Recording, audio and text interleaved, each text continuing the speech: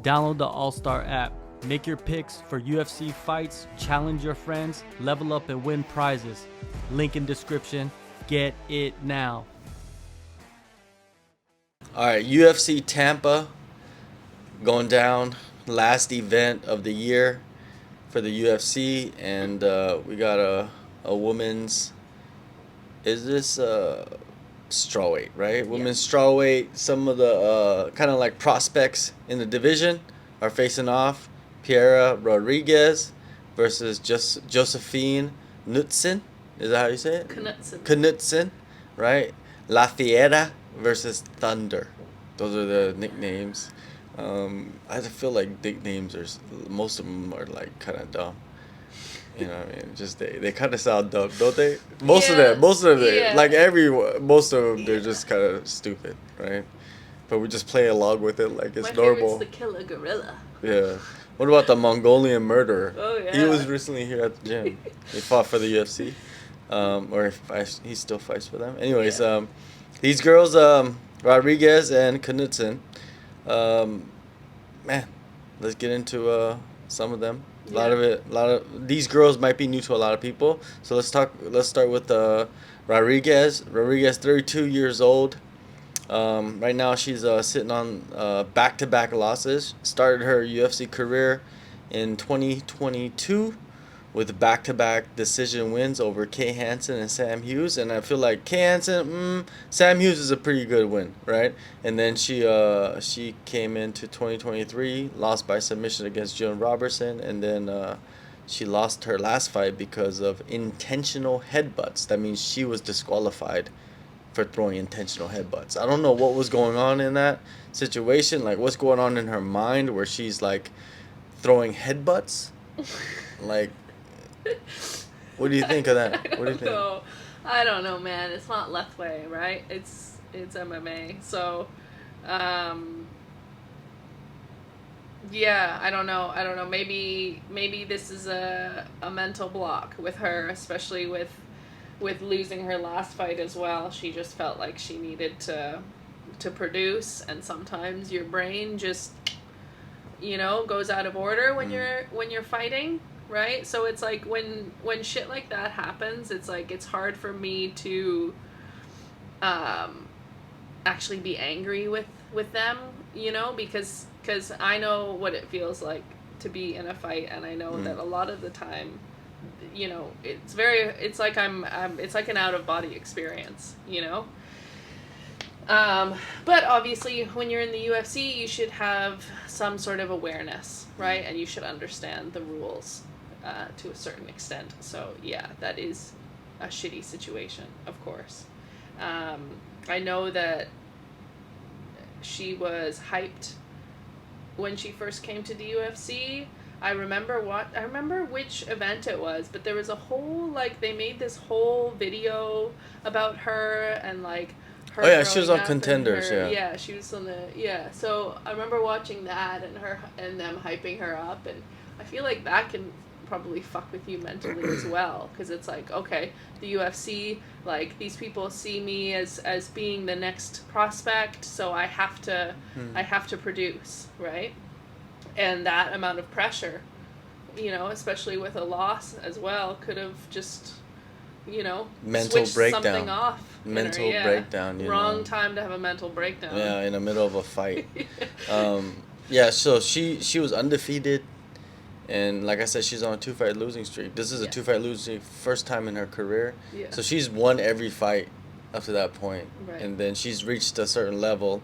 Jill Robinson, I think that's like a contender level. Yeah. And she felt that. She lost, and then she lost against someone that's not a contender. So she kind of just mentally, like you said, they did something big thing about her and her training and sacrifices and the same old story. Yeah. And then giving her a little bit of hype, coming out from her country, because she's from where's she from? She's from Venezuela, but she's fighting out of Panama. Okay, so what does that mean? Okay, I don't know, but anyways, so she's you gotta watch it, the UFC, man, they could hit you hard. You know what I mean? The competition hits you hard early on, and it's pretty much over. So now let's look at her opponent. Knutson. She is a Contender Series alum. So she fought on the Contender Series, like, she beat a striker in that fight in the Contender Series, did really well. Like, I think she was the underdog in that fight as well. You know, a lot of people expected her to lose that one, but she didn't. Made her UFC debut. So she's had a lot of decisions. A lot. Yeah. So she's mainly a striker. If you watch her fight, you've seen that she's a striker. I like her striking a lot. I think Yeah, it's she's very smooth. Clean and yeah. Wasn't she here? Was she? Yeah. Oh, that would have been cool. Maybe. I think she was here for a little bit. I'm not for sure. But yeah, so like yeah, she 2023 she got on this Contenders, won that, got signed, got a decision over Marnik Man in 2023, and then last year or this year actually earlier June, she beat Yulia Polastri. And won that by decision as well. Yeah. What do you think of her, Knitz? Well, I mean, I think she's a really, really impressive striker. I think from what I saw in her last fight, she still needs to improve like her grappling and her wrestling a little bit. She's training at AllStar gym, I think, in Sweden.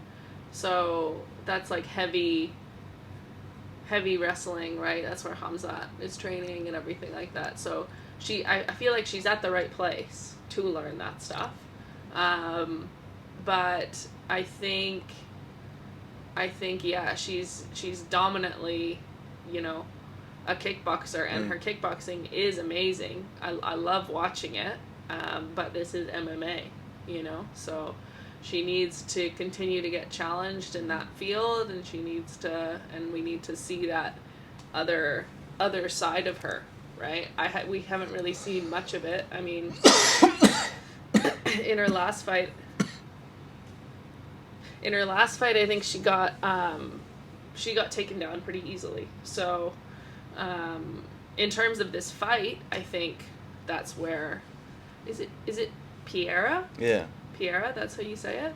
Yeah, I think that's where she should be going, is the wrestling, right? I think her striking is elite, especially like in comparison to who she's going to be fighting in the next 2 or 3 fights, right? Because she's only fought once now in the UFC. She's obviously fought in the Contender Series, but she's done one actual UFC fight, right? So as she continues to work her way up in the division, her striking is going to be, I think, incredibly to her advantage until she gets into the top 15. And then maybe she'll get challenged in the striking in that aspect. But for now, I think she's just going to be dealing with a lot of people trying to take her down. Yeah. So, yeah.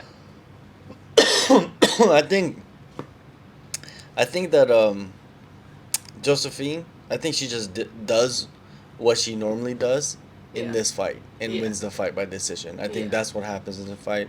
She'll get like tested with the grappling a little bit, but I think Josephine's grappling is improving, you know, slowly and steadily, and it's against the right opponents.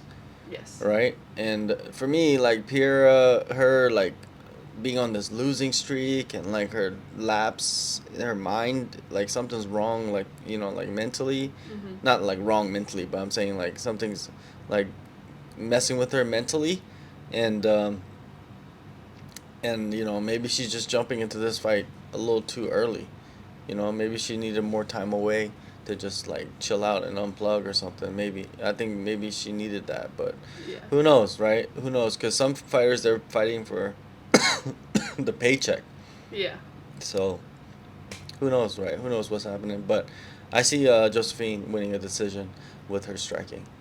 Yeah, me as well. I see a decision win happening. Yeah, and she's favored, -225. She is, okay. Josephine, right? She's from Stockholm, Sweden. And she's 4 years younger. They're the same height. Pierre actually has the longer reach. But I think with Josephine, her kicks are going to be important in this fight. Yeah, because Piera is heavy boxing when it comes to her striking. and Josephine is really good at her like push kicks. And so as soon as Piera tries to come in, she's just gonna keep getting push kicked. If Piera can do something with those push kicks, you know, maybe grab and go for a takedown, then, you know, I could see her winning that exchange. But I think Josephine's speed on those kicks is just gonna top anything that Piera's gonna try, really. Yeah, we'll see, man. If Pierre can like get her close and clinch with her and get her down, you know what I mean, that could be a long night for Josephine as well. Yeah. And she could maybe even work to finish her. You know what I Yeah. mean, on the ground by submission or something like that. Yeah, it's definitely possible. Yeah, that could happen. But if Josephine is able to keep her distance and let Pierre chase after her and strike, I think that's just the perfect, you know, Yeah. perfect situation for Josephine to get more experience against a different fighting style and still win the fight. Yeah. I don't think she's going to take many risks. No, I don't think this so fight. either. She doesn't need to.